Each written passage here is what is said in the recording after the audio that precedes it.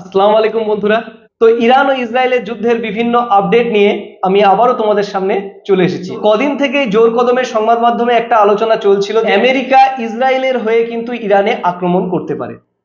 তো Donald Trump হঠাৎই এই আক্রমণ থেকে পিছিয়ে এসেছিল এবং 2 সপ্তাহ টাইম নিয়ে নিয়েছিল যে 2 সপ্তাহ পর আমরা ভাববো যে ইরান ইসরায়েল যুদ্ধে নামা যাবে কিনা।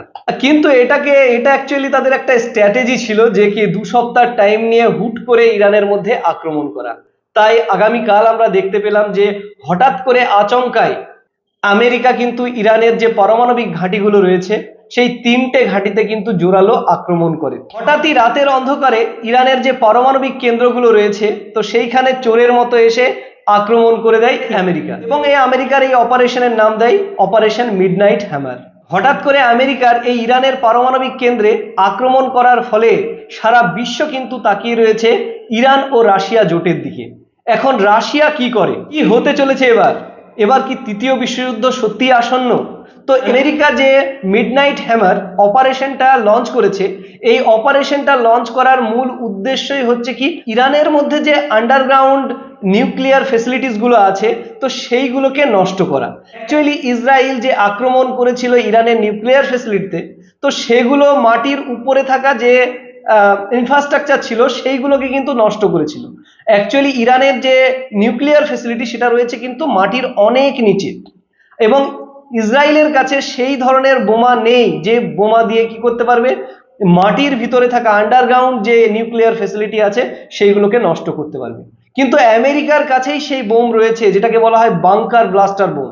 এই বোম দিয়ে কি করা যায়, মাটির নিচে অনেক নিচে থাকা বিভিন্ন বাংকারকে নষ্ট করে সেখানে হামলা চালা যায়। তো আমেরিকার মূল উদ্দেশ্যই ছিল যে এখানে কি ইরানের যে আন্ডারগ্রাউন্ড যেগুলো মাটির অনেক গভীরে রয়েছে, যেগুলোকে নষ্ট করা অনেকটাই মুশকিল, সেইগুলোকে ধ্বংস করে দেওয়া।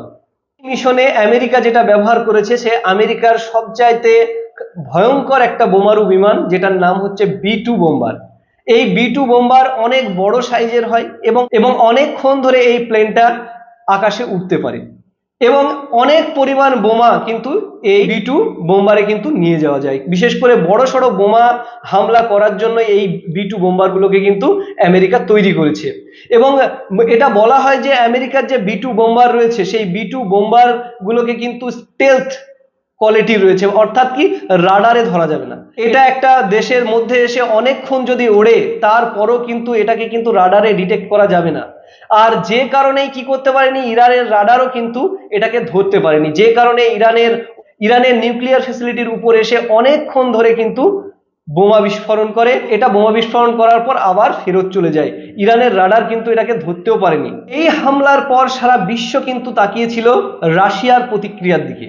তো আমরা জানবো যে এর ফলে রাশিয়া কি প্রতিক্রিয়া দিয়েছে। আমেরিকার এই ইরানে হামলার পর কিন্তু পুতিন একটা বড় সড়ো বিবৃতি জারি করেছে। তো তিনি বলেছেন ইরান যদি চায় তাহলে আমরা ওদের হাতে কিন্তু নিউক্লিয়ার ওয়ারহেড তুলে দেব। অর্থাৎ রাশিয়ার কাছে যে নিউক্লিয়ার বোমা আছে, অ্যাকচুয়ালি রাশিয়ার কাছে অনেক প্রায় 6000 নিউক্লিয়ার ওয়ারহেড রয়েছে। তো সেই ওয়ারহেডের মধ্যে কিছু ওয়ারহেড কি করা হবে, ইরানকে দিয়ে দেওয়া হবে।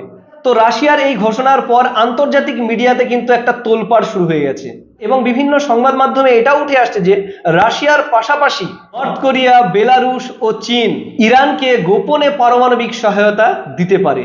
এটা কিন্তু বিভিন্ন বিশেষজ্ঞ মহলও কিন্তু আলোচনা করছে। এর মানেটা হচ্ছে এই দাঁড়ায় যে আমেরিকা যদি আবার ইরানের ওপর হামলা করে, প্রতিক্রিয়া শুধু ইরান থেকে আসবে না, পুরো অশ্বশক্তির জোট থেকে আসবে।